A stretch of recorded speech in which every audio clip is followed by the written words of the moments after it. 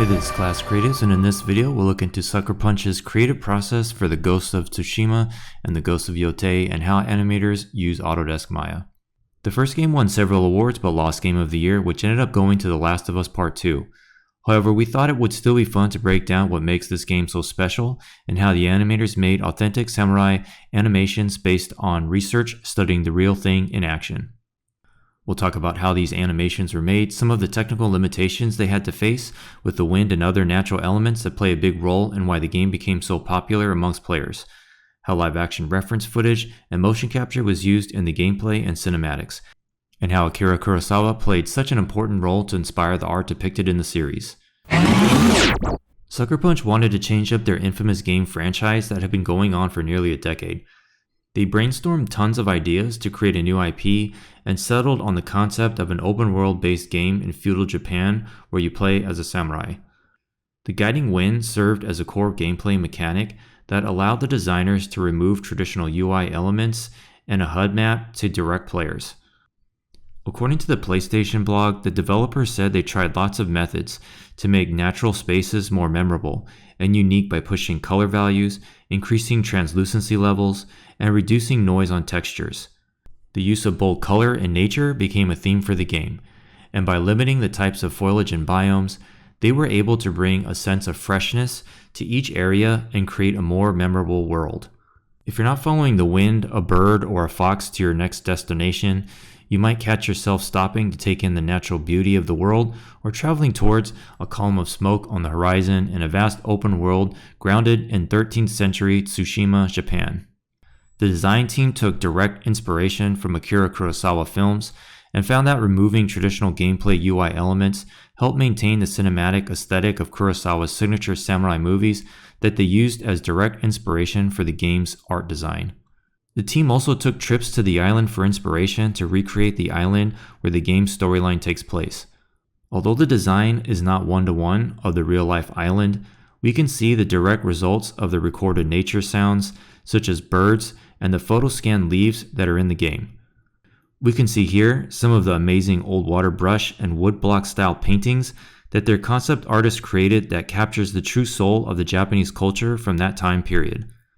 The Sucker Punch team opted for procedural simulated motion systems over pre-rendered animations to create realistic environments that felt alive to the player to capture the feeling of being in Japan and in a classic Kurosawa samurai film. They were even able to work with the Kurosawa estate for the Kurosawa mode of the game. We are huge Kurosawa fans as well, and anytime you can capture his mastery in your work, you'll be on the right path to something special.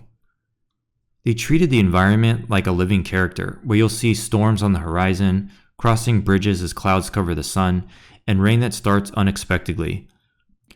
Misty nights sneaking around a Mongol war camp that end in the sun rising on an ocean shore riding your horse, or some of the moments players have said gets them to fire up the game, just to see because they love the world Sucker Punch created so much.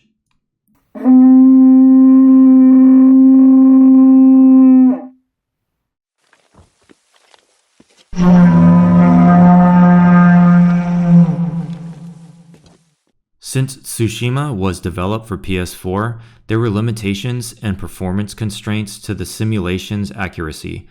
They prioritized volume over accuracy according to their coder's GDC presentation seen here, and we'll link his technical article in case you want to learn more from his post-mortem. So they had to develop some hacks to animate the millions of vertices necessary to keep the game running at the necessary frame rates.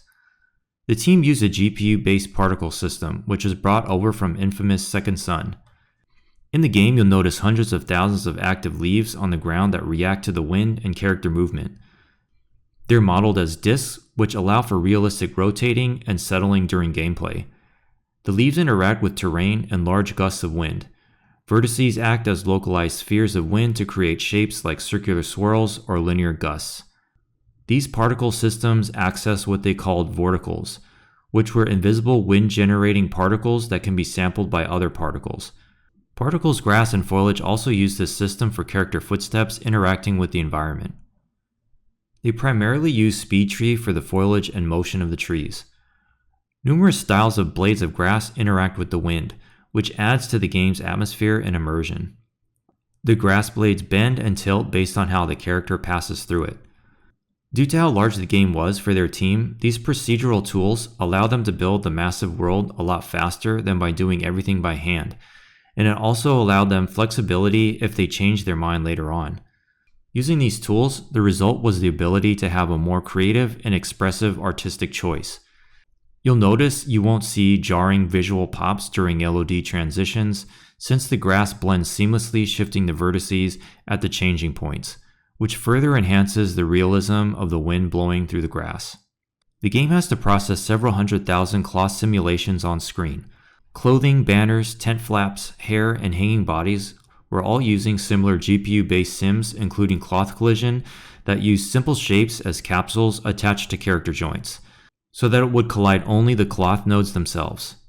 These technical details not only served as enhancements to the world and to bring realism of nature in Japan, but also enhanced the cinematic moments when samurais battle among grassy fields, leaves flying through the air, cloth blowing in the wind, and rain coming down from the sky tapping surfaces.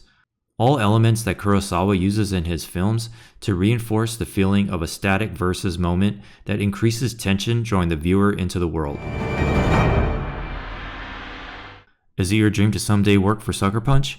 If not, feel free to skip ahead to the next section or stick around if you're just curious about what they look for in artists they want to hire. We create videos like this one to not only show you how AAA games are made, but to also give you a chance to learn the exact workflows necessary for your career or even your own personal projects.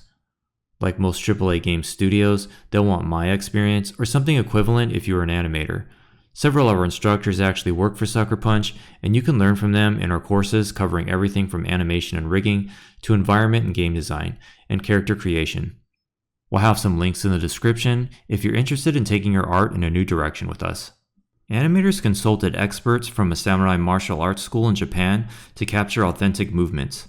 Understanding specific details such as the proper way to draw a katana, a skill that actually takes years for a samurai to master, were some of the references animators gathered to ensure that the movements in the game stayed true to the culture. Small attention to these intricate details resulted in the game overall being well received in Japan, which is rare for Western American game studios that often mix in Korean and Chinese culture. Sucker Punch uses a mix of Autodesk Maya for animation and Motion Builder for their mocap sessions. Motion capture was used for melee scenes and other gameplay movements that animators would need to clean up and add keyframe animations to convey the weight and timing necessary for gameplay. Mixing the motion capture sessions and keyframe animation were used for player locomotion and player dash dodges.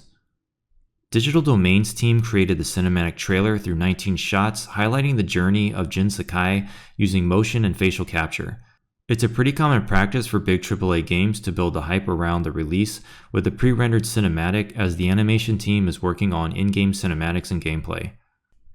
Although you can change the spoken language to Japanese dialogue, the characters' lip movements are animated in sync with English dialogue. And that makes sense, as the animators were cleaning up the motion capture and mixing facial keyframe animations to the English-based cinematics.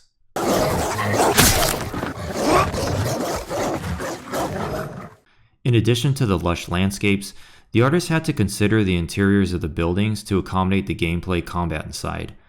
They had to be creative with designing the rooms to feel artistically small and not feel like a giant room. It'll be great to see what the team at Sucker Punch can do with newer advancements in hardware and software, since the first installment was created back in 2020. And although we'll be playing as a different character this time around, we'll be able to enjoy new landscapes and a larger world based around the foundations that made the first game special to so many players. Well, that about wraps up this video on how Sucker Punch captured the cinematic elements of Kurosawa, brought the culture of Japan to a video game franchise, removed typical gameplay UI and HUDs to immerse the player in nature without unnecessary technical distractions, and how Autodesk Maya and Motion Builder are used to animate these characters, along with video reference and staged performances of real samurai masters. One last thing about this video and our courses is that we don't use AI to write our content or do all of our research.